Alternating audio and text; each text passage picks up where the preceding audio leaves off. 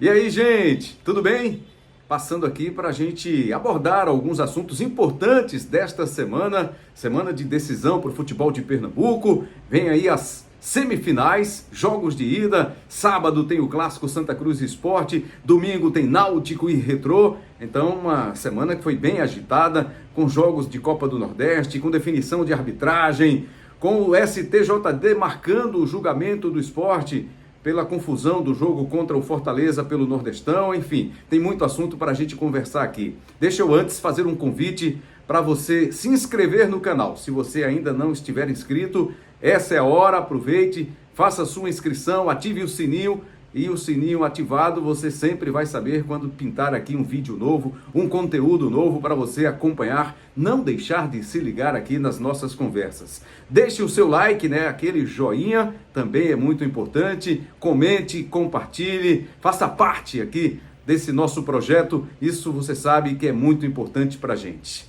Bom, mas vamos lá, falar dos assuntos importantes da semana. No comecinho da semana, um grupo de torcedores do esporte tentou, através de uma liminar, reverter a punição imposta pelo STJD, o Superior Tribunal de Justiça Desportiva, via juizado do torcedor. Não conseguiu, foi indeferido esse pedido, essa liminar de um grupo de torcedores do esporte. Aí tivemos o jogo do Náutico pela Copa do Nordeste na terça-feira. Não é que o torcedor do Náutico, mais uma vez, saiu decepcionado com o time? O Náutico foi derrotado pelo River em casa. Em 3 jogos nesta Copa do Nordeste, nos aflitos, o Náutico perdeu 2 jogos e empatou 1. O empate com o Ceará e teve a derrota logo na estreia contra o Botafogo da Paraíba. Mais uma vez o time não jogou bem, o técnico Alan Al está pressionado, mas já li e já ouvi relatos de que os dirigentes do Náutico estão prestigiando o trabalho, estão acreditando no trabalho do Alan Al. O problema é que o time não está conseguindo render um bom futebol, essa é a verdade na maioria dos jogos disputados até aqui nesta temporada. A direção do Náutico também garantiu, prometeu que os reforços chegarão, mas para isso os outros estaduais, os jogadores que estão mapeados, que estão no radar do Náutico, só devem chegar depois da realização dos campeonatos estaduais. Segundo o dirigente, tem jogador que vem do Campeonato Paulista, jogador que vem do Campeonato Carioca. Então, os dirigentes alvirrubros acreditam que com a chegada desses reforços, a situação vai melhorar e o Alan Al vai conseguir tocar o seu trabalho tranquilamente. É o que a gente espera, o torcedor do Náutico muito ansioso para que isso aconteça e que o time possa entrar bem na Série C, já que é o principal objetivo do time nesta temporada, é sair da 3ª divisão e chegar à Série B mais uma vez. Esse é o objetivo do Náutico nesta temporada. Aí veio a quarta-feira, mais um jogo de time pernambucano na Copa do Nordeste, foi a vez do Sport entrar em campo.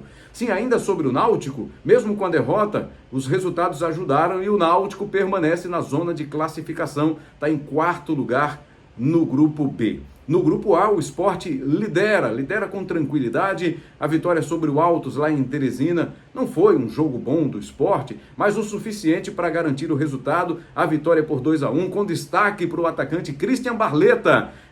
2 jogos, 3 gols e um passe para gol. Deu uma assistência também na vitória contra o Trem pela Copa do Brasil. Foi o jogo de estreia dele no meio da semana passada. E dessa vez foi titular, entrou bem, fez os 2 gols que garantiram a vitória do Sport lá em Teresina. Agora o Sport, que já está de volta ao Recife, vai se preparar para o clássico contra o Santa no sábado. A gente fala sobre o clássico já. Antes, a gente tem que deixar aqui uma informação importante para você. O STJD, o Superior Tribunal de Justiça Desportiva, já confirmou, marcou o julgamento do esporte para o próximo dia 12. Terça-feira tem o julgamento pela confusão da torcida do esporte, naquela emboscada aos jogadores do Fortaleza, ao ônibus que transportava os jogadores do Fortaleza depois do jogo contra o Sport pela Copa do Nordeste. Ali, a aproximadamente 8 quilômetros da Arena de Pernambuco, aconteceu essa emboscada. Até agora ninguém foi preso, a polícia ainda não se manifestou, ainda não trouxe informações relevantes, importantes para esse caso, só disse que continua o trabalho de investigação para tentar chegar aos que fizeram isso, aos que participaram desse ato criminoso. Estão em busca aí desses suspeitos, dessas pessoas que cometeram esse crime. Com isso, o STJD, por enquanto, não tem nada da polícia para poder, de alguma forma, atenuar a situação do esporte, já que o STJD preventivamente puniu o clube pernambucano com 10 jogos de suspensão em jogos promovidos pela CBF, isso conta a Copa do Brasil, conta a Copa do Nordeste, sem torcida do esporte, em casa e também como visitante. E nesses dois casos, como visitante, os 2 jogos que foram disputados até aqui, contra o Trem lá em Macapá, na capital amapaense, não teve torcedor do esporte, e também agora no Lindolfo Monteiro, em Teresina, pela Copa do Nordeste, já foram 2 jogos de punição cumpridos pelo esporte. São 10 no total, desde que o STJD não faça o julgamento antes. Mas como já está marcado para terça-feira, o esporte já na quarta tem jogo contra o Muricy pela Copa do Brasil. Se for absolvido, se conseguir reverter essa punição ou provar, né, acho que essa é a medida, é o que o esporte está buscando, provar que não tem nada com isso, não é o culpado, não foi o esporte quem promoveu essa emboscada, foi um pequeno grupo de torcedores, pequeno relativo, né, de 80 a 100 pessoas que participaram dessa emboscada, desse ato criminoso, foi o que relatou o time do Fortaleza, relatos de quem esteve nessa emboscada, as vítimas, né, que foram jogadores e dirigentes do clube cearense. Bom, então a expectativa é essa, de que na terça-feira o Departamento Jurídico do Esporte está trabalhando para reverter essa punição, para que possa ter o seu torcedor de volta ao estádio, no caso a Arena de Pernambuco, e também quando jogar como visitante em outros estádios pelo país. Bom, agora falando, projetando os jogos decisivos do Campeonato Pernambucano. Neste fim de semana tem o Clássico das Multidões, só com torcida do Santa, porque também tivemos esta semana a decisão importante aí, o pedido da Polícia Militar para que o jogo fosse de torcida única, tanto o jogo da ida no Arruda como o jogo da volta no outro sábado, sábado da semana que vem na Arena de Pernambuco, só contará com torcedores do esporte, já que não é uma competição, um torneio promovido pela CBF e sim pela Federação Pernambucana de Futebol, aí o esporte vai poder sim ter o seu torcedor no estádio. Mas vivendo, repito, aqui a expectativa de já reverter essa punição na terça-feira no julgamento marcado pelo STJD. Para o Clássico, o Santa teve uma semana inteira de preparação, o Santa que vem animado pelo que conquistou na semana passada, na vitória contra o Central por 1-0. Garantiu, além da vaga na semifinal, a participação na Série D de 2025. Tem calendário nacional para o ano que vem. E olha que curioso, né? Disputando a semifinal, com essa possibilidade de chegar à final do Campeonato Pernambucano, aí vai em busca de Copa do Brasil, vai em busca também de Copa do Nordeste. Então são outros objetivos que o Santa vai buscar com essa participação na semifinal, com esses 2 duelos contra o esporte no Campeonato Pernambucano. Vai ser interessante, hein? Vão ser 2 grandes jogos. O esporte que não jogou no fim de semana passado, porque já tinha garantido antecipadamente a classificação para a semifinal, descansou no fim de semana, mas no meio de semana, como falamos há pouco, foi a Teresina e venceu o Altos. Teve a viagem, né, um jogo desgastante, o gramado não era bom, o esporte precisou se desgastar um pouquinho mais aí nessa partida contra o Altos para voltar para o Recife com esse resultado importante. Então, Clássico, sábado, 4h30 da tarde, com Diego Fernando no apito. Já foi divulgada também a arbitragem para o jogo. No domingo, vamos ter Náutico e Retrô, jogo nos aflitos. Aí com as 2 torcidas que estarão presentes. Torcida do Náutico, evidentemente, é maioria. Vai ter aí a maioria do espaço no Estádio dos Aflitos.